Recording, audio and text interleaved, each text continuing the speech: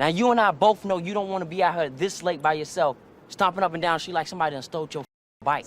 I'm just very fortunate to have been next to Miss Nia Long. I'm talking about trying to read your mind every fucking day. You don't know day. shit about trust, okay? You don't. Like you didn't think for 1 second he was gonna be at this party.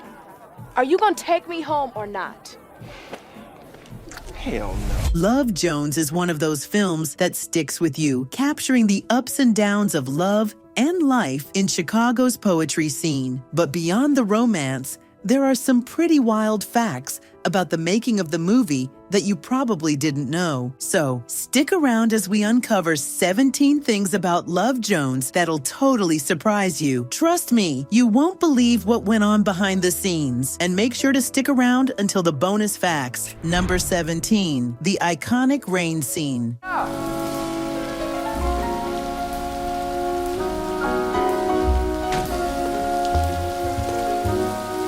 This rain you see here was never even planned. But then Chicago happened. The constant rain during filming in Chicago actually forced this scene into the script. The rain during filming was so persistent, though, that director Theodore Witcher decided to incorporate it into the story, giving us one of the most unforgettable moments in the film. Number 16, garbage bags. It's the first step.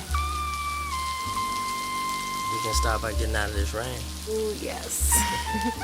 And that's not all. During the rain scene, Nia Long had to think fast to stay warm. And I knew I was gonna be in the rain for a long time, so I wrapped myself in plastic garbage bags and taped my entire body up and then put the coat on. It was cold, and when the actual rain started pouring even more, she and the crew knew it would be a quick scene. To avoid the hassle of changing clothes and being soaked, Nia used the garbage bags to keep herself dry, making sure she could get through the shot without having to redo everything. A simple yet effective trick to handle this unexpected rain. Number 15, the poetic backdrop. Right now, I'm the blues in your left thigh.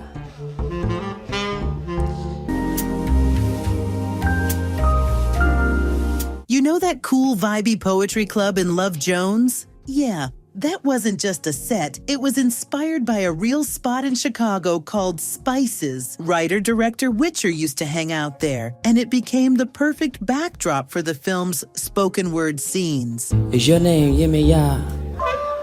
Oh, no, it's got to be Oshun. Ooh.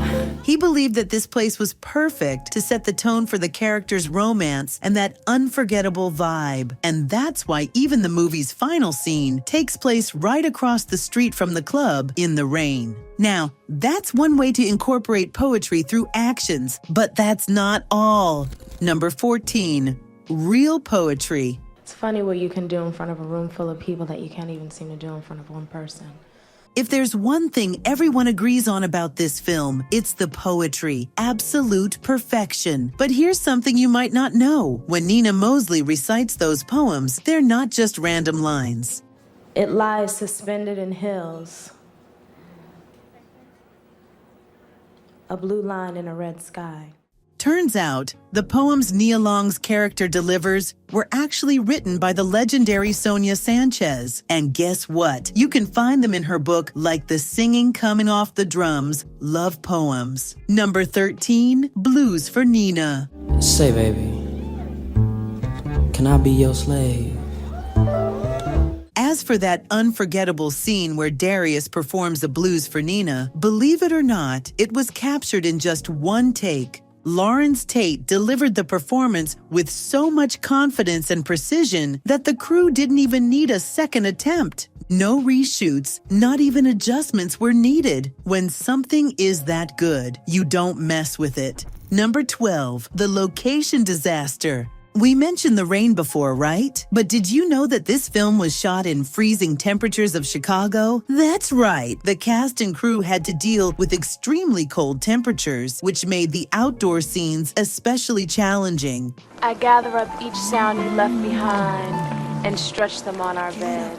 Each night I breathe. And just like the rain, the cold also shaped the entire production, forcing the team to find creative ways to keep warm and work efficiently. Instead of avoiding the harsh weather, the filmmakers leaned into it, letting the icy backdrop add to the film's moody, intimate feel. Number 11, The Backlash. Test screenings for Love Jones stirred up a surprising debate. The issue was with the rain-soaked ending, where Nia Mosley stands in the downpour. A significant number of Black women in the audience had one big critique: her hair. For many Black women, getting caught in the rain like that just isn't realistic. Hair care is a serious commitment, and most would take steps to keep it from getting wet. The feedback was strong enough that the filmmakers actually considered reshooting the entire ending to make it feel more authentic. Number 10, one-time masterpiece. So sexy and elegant, and it just was everything I wanted my life to be. Theodore Witcher, who was the writer and director of Love Jones, only poured out his skills in this movie? That's right. It remains his first and only directorial project to date, which is pretty amazing, especially considering how much it's still loved and remembered today. Despite the film's lasting legacy, Witcher didn't pursue more directing gigs afterward. I had an insight into the music business. And my insight is I never want to be in the music business again, because the music business is very challenging. He even revealed at a reunion that it was Helena Etchegoyen, an executive at New Line, who encouraged Witcher to write the script and saw the film's potential. It's like, write that, literally like that. And she was like, no, I want to see that, write that. So I wrote it. And to this day, he credits her for it. Number 9, the unexpected casting behind Love Jones. I tried to assemble a creative team and a cast that was as good as I could. It was the first movie. Bringing the cast of Love Jones together wasn't easy. The director had no previous films to prove his vision, making it tough to attract talent. But thanks to casting director Robbie Reed, the right actors fell into place. I trusted Robbie Reed because I wouldn't be here if it were not for Robbie Reed. Isaiah Washington, Bill Bellamy, and Lisa Nicole Carson all came on board. And Witcher calls the process almost accidental, like the work of the movie gods. And here's a fun fact. Larenz Tate's casting was so crucial that it actually helped secure funding for the film. But baby, you ain't gotta say nothing for me. I mean, I want mine now. After his breakout role as O-Dog in Menace II Society, Any of y'all want a hamburger? the studio was eager to have him, and even though he still had to audition, his name carried enough weight to push the project forward. Number 8, behind the casting of Nia Mosley. I need to know if I still love him or not. Theodore Witcher actually revealed some surprising details about his casting choices. When he first thought about who could play Nia Mosley, Nia Long wasn't at the top of his list. He had Jada Pinkett Smith in mind after seeing her in another film. You know you don't have to keep buying them stuff. Oh, it ain't no thing. Unfortunately, Jada turned down the role. Witcher also considered Lauryn Hill, but she had a scheduling conflict. Despite that, Lauryn showed her support by contributing the song Sweetest Thing to the film's soundtrack. Number 7, overlapping dialogue. You know, I heard about with Nina. Oh, yeah. Figured you had. You ever notice how the dialogue in Love Jones feels so real? Like you're just eavesdropping on a group of friends? That's because the director Theodore Witcher took inspiration from Robert Altman's signature style, the kind of overlapping natural conversation that pulls you right in. To make it work, he brought in Maisie Hoy, an editor who had worked on The Player and other Altman films. Instead of relying on rigid, staged conversations, Witcher used 2 cameras to capture the actors speaking naturally, letting the flow of their words shape the scene. Number 6, studio skepticism to cult classic. When Love Jones was first pitched, Hollywood executives weren't convinced a Black romantic drama could be a success. The industry had a narrow view of what stories could sell, and a film centered on poetry, love, and artistic expression didn't fit the mold. Even after it was made, the box office numbers didn't help its case. It pulled in $12.8 million on a $7 million budget, making it far from a commercial hit. It It didn't open so big, but thank God now you guys have all followed us and it's become a cult classic. But numbers don't tell the whole story. Over time, Love Jones became a cultural touchstone, often compared to the miseducation of Lauryn Hill for the way it continues to resonate. The film helped pave the way for others like The Best Man and Brown Sugar. This girl when I was 10 years old. And what I love most, she has so much soul. But few have matched its unique blend of music, poetry, and emotional depth. Number 5, a celebration of Black love. I've already seen what you got. Will you stop? What are you doing?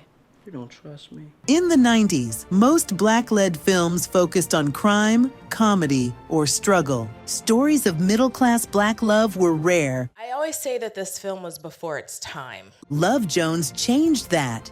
It gave audiences something they didn't often see on screen, a romance rooted in artistry, conversation, and deep connection. With its jazz-infused soundtrack, poetic dialogue, and undeniable chemistry between Nia Long and Larenz Tate, the film stood apart. Number 4, the film's score was created on a tight budget with an unorthodox process. Unlike big Hollywood productions, Love Jones didn't have a massive budget for its score. In fact, Witcher composer Wyclef Jean and their team were so hands-on that they were personally copying musical parts at 2 a.m. because there was no department to handle it. Me, Daryl, and Neil are copying the parts like at 2 a.m. at his apartment because we didn't have nobody to do that. The entire score was recorded in just 3 hours, with musicians watching scenes in the studio and improvising their performances based on loose charts. No fancy setup, just pure creativity, and that's exactly what makes it so special. Number 3,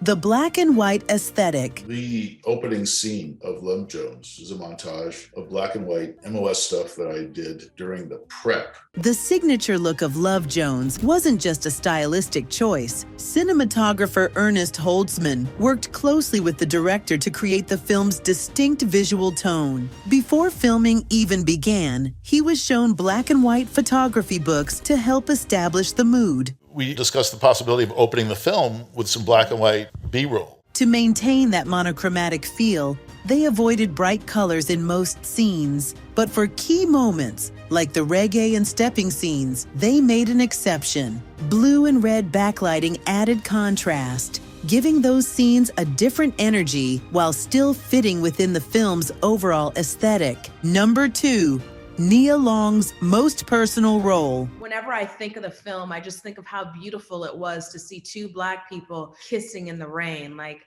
It just, that image to me. For Nia Long, Nina Mosley wasn't just another character. She was the closest to who she really was. Growing up in a family of artists, she felt an immediate connection to the world of Love Jones.